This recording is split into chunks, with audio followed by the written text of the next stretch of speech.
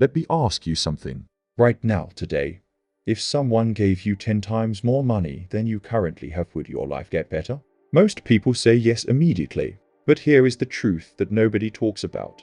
For many people, more money did not make life better.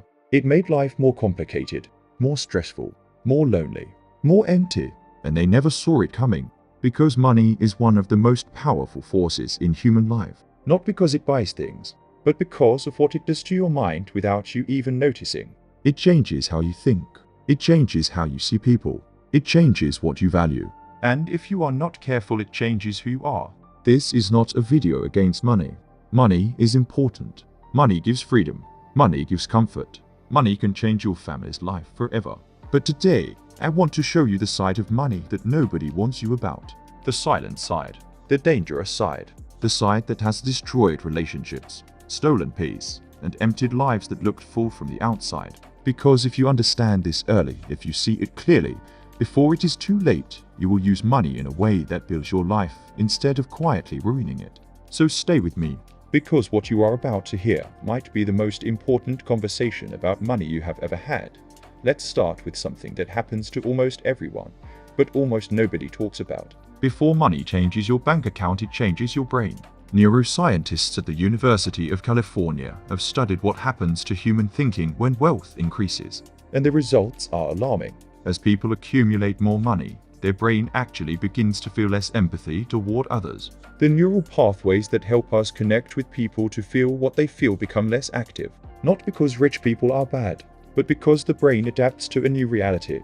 A reality where self-sufficiency feels complete, where you need less from others. And so you feel less for others. This is not a moral failure.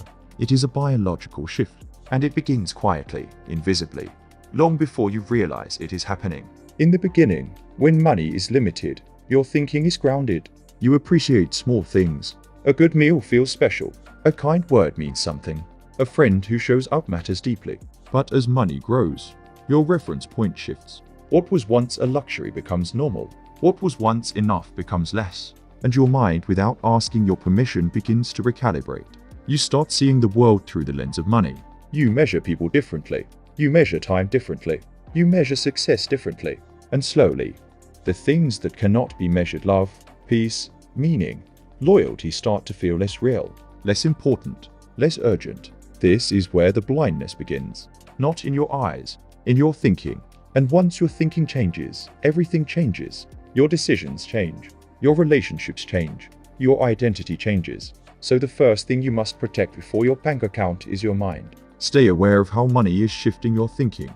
Keep asking yourself the questions that money cannot answer. Am I happy? Am I at peace?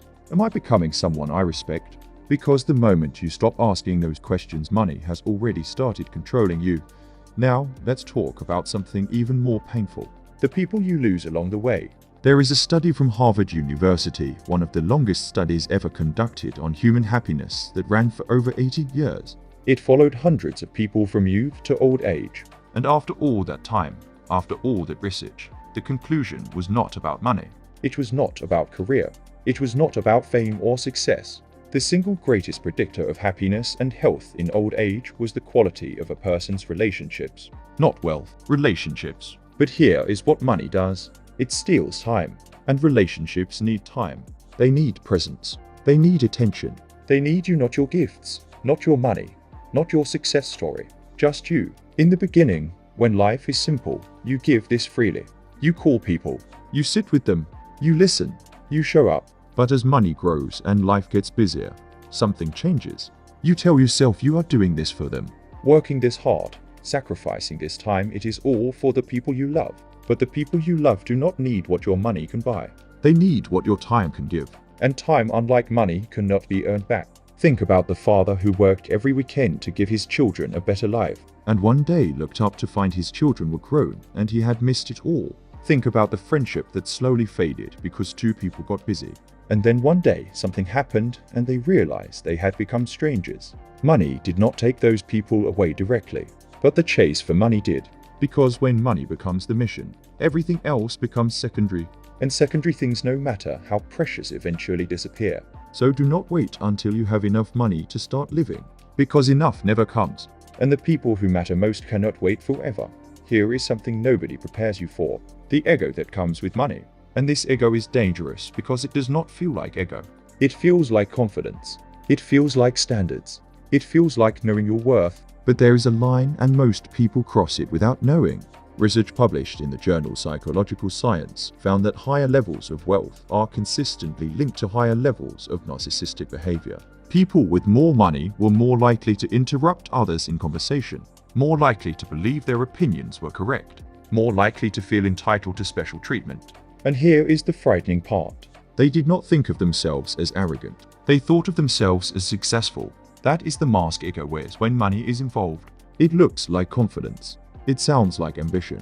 But underneath it is slowly closing your mind. Because ego does not just change how you treat people. It stops you from growing. The moment you believe you have arrived, you stop learning. The moment you think you know more than others, you stop listening. And when you stop listening, the world starts moving forward without you. History is full of people who had great success and then lost everything, not because the world changed, but because their ego would not let them change with it. Blockbuster laughed at Netflix. Nokia ignored the smartphone. Kodak invented digital photography and then buried it to protect their film business. Ego is not just a personal problem. It is a blindness that has destroyed entire empires. So no matter how much you earn, stay a student. Stay curious. Stay humble. Because humility is not weakness. Humility is the ability to keep growing when others have stopped. And in the long run, the person who never stops growing will always outpace the person who thinks they have already arrived. Now, I want to talk about something that sounds strange at first. Money can make your problems disappear, but only from your own view. The problems are still there. They are just hiding behind comfort. Think about this. When life is difficult, you are forced to face yourself. You cannot escape. You sit with your thoughts. You feel your emotions. You deal with your reality. But when money comes, suddenly there are 1,000 ways to avoid that. You can travel. You can shop. You can eat at expensive restaurants. You can stay so busy with new experiences that you never have to sit in silence for a single moment. And silence, as uncomfortable as it is where self-awareness lives. Psychologists call this experiential avoidance, the tendency to use external activities to avoid internal discomfort. And money makes experiential avoidance incredibly easy. You can build an entire life designed to never feel pain, never face fear, never sit with loneliness. But here is what happens when you do that. The pain does not go away, it grows. Because unprocessed emotions do not disappear with time. They accumulate, they build pressure, and eventually they come out in ways you did not choose, through anger, through anxiety, through the feeling that something is deeply wrong even when everything looks perfectly right. Many of the wealthiest people in the world struggle with this exact thing. External success so grand that there is no room left to feel anything real. So do not use money as a mask. Face your real problems. Sit in silence sometimes. Let yourself feel what needs to be felt. Because clarity does not come from comfort. It comes from courage. The courage to look at yourself honestly and say, this is what I need to work on. This is what I need to heal. Because when your inside is strong, your outside becomes uncheckable. And here is the trap that catches almost everyone who starts earning: the feeling that it is never enough. Psychologists have a name for this: the hedonic treadmill. It means that no matter what you achieve, no matter what you earn, your mind adapts quickly and returns to the same baseline level of satisfaction. You buy the car you dreamed about. For a few weeks, it feels incredible. And then it becomes just a car. You move into the house you always wanted. For a few months, it feels like a dream. And then it becomes just a house. And your mind, restless, hungry, always looking forward, starts asking, what is next? What more? And so you chase the next level, and the next, and the next, without ever stopping to feel satisfied with where you are. A Princeton University study found that beyond a certain level of income, enough to cover basic needs and security, additional money has almost no impact on daily emotional well-being. People assumed that more money meant more happiness. But the data disagreed. Because happiness is not a destination you reach by earning more. It is a state you create by being present with what you already have. This does not mean you should not want more. Ambition is healthy. Growth is necessary. But when the chase becomes the only thing, when you cannot enjoy today because you are too focused on tomorrow, you are not building a life. You are running a race with no finish line. So set clear goals. Celebrate your progress. Take real breaks. Look at what you already have and feel it, actually feel it, before moving to the next thing. Because a life spent only chasing is a life never truly lived. And now, this is the ideal story. And if this is speaking to something inside you, if you are seeing your own life in these words, then you are exactly where you need to be. Hit that subscribe button right now. Every week we bring you the kind of truth that makes you stop and think. Not just feel good for a moment, but actually see your life more clearly. Like this video if it is hitting home, and share it with someone who needs to hear this today. Now let's talk about time. Because this might be the most brutal truth in this entire video. You can lose all your money and earn it back. There are countless stories of people who lost everything and rebuilt from zero. But you cannot lose 5 years of your life and get them back. You cannot go back and be present at moments you missed. You cannot return to people who needed you when you were too busy. Time is the only truly non-renewable resource in your life. And money, if you are not careful, will consume it entirely. Research on deathbed regrets collected by palliative care workers around the world shows the same pattern again and again. People do not regret that they did not earn more. They regret that they worked too much. They regret that they did not spend more time with the people they love. They regret that they let years pass in the pursuit of something that ultimately felt empty when they got there. The tragedy is not that they failed. The tragedy is that they succeeded, and it still was not enough to fill the hole that the missing time left behind. So build your financial life with intention. Work hard, earn well, but protect your time like it is the most valuable thing you own. Because it is. Every hour is a piece of your life that you are spending. Make sure you are spending it on something that will matter when you look back. Now here is something that blindsides people when money arrives. The way others see you changes, and it feels good at first, dangerously good. People respect you more. They listen to you more carefully. They want to be around you. Doors open that were previously closed. And you start to believe, even if you never say it out loud, that this is real. That these people are real. But many of them are not responding to you. They are responding to what you represent. Your status, your resources, your usefulness to their goals. Philosopher Seneca wrote about this 2,000 years ago. He warned that prosperity reveals how many people are interested in you versus how many people are interested in what you have. And the painful part is that it is almost impossible to tell the difference when everything is going well. The fake friends are warm. The opportunists are charming. The flatterers say everything you want to hear. You only discover who is real when things get hard. When you lose something. When you need help instead of giving it. That is when the circle shrinks and the people who remain are the ones who were always real. So do not let money make you blind to people. Stay grounded. Stay observant. Choose your inner circle carefully. Value the people who knew you before the money and who treat you exactly the same now. Because those people are rare. And they are worth more than any amount in your bank account. And now we arrive at the most important truth of everything said today. Money is a tool. One of the most powerful tools a human being can possess. But like any tool, its value depends entirely on who is holding it and how it is being used. A hammer in the hands of a skilled builder creates something beautiful. The same hammer swung without control destroys everything around it. Money is exactly the same. In the hands of someone with clear values, strong purpose, and self-awareness, money becomes freedom. It becomes security. It becomes a force for good in the world. But in the hands of someone who has lost themselves in the chase, money becomes a prison. A beautiful, comfortable, expensive prison.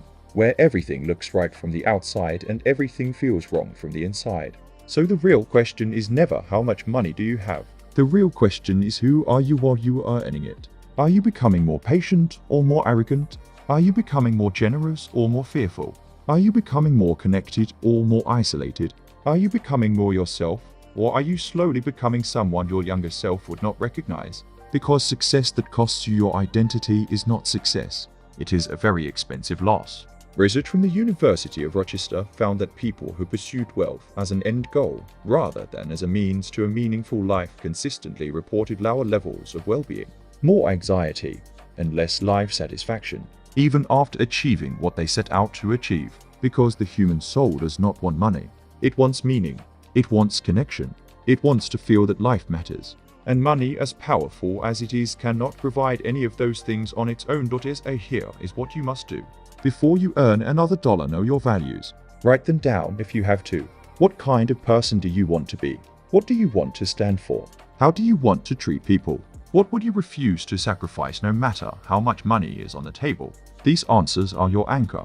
And when the money comes and the pressure comes with it, those answers will keep you from drifting into someone you never intended to become. Know your purpose. Not just what you want to earn, but why you want to earn it. Purpose built on genuine meaning, on family, on freedom, on contribution, on growth will keep money in its rightful place. As a servant to your life, not the master of it. Protect your peace. Because peace is the one thing money cannot buy, and the one thing the relentless chase will steal from you first. Never trade your sleep, your calm, your inner stillness for a bigger number. A bigger number in an account means nothing if you cannot sit quietly in a room with yourself and finally stay connected. To real people, to honest relationships, to the parts of yourself that existed before the money came. Because those parts, your values, your humility, your humanity are what make your success worth having. You are going to earn money. You are going to build something. And that is a good thing, a genuinely good thing. But the goal is not just to be rich. The goal is to be rich and free. Rich and at peace. Rich and still yourself. Rich and surrounded by real people who love you for who you are, not for what you have. That is real wealth, not a number, a life. A full, conscious, deeply lived life where money works for you and never the other way around. Because the richest person in the room is not the one with the most money. The richest person is the one who has money and peace, money and time, money and real relationships, money and control over themselves. That person has everything. And that person, if you stay aware, stay grounded, stay human, can be you. Not just watch this and move on. Let it change something. Let it make you look at your own life more honestly. Let it make you ask the questions that matter. Because the people who see clearly, who understand what money can and cannot do, are the ones who build lives that actually feel as good as they look.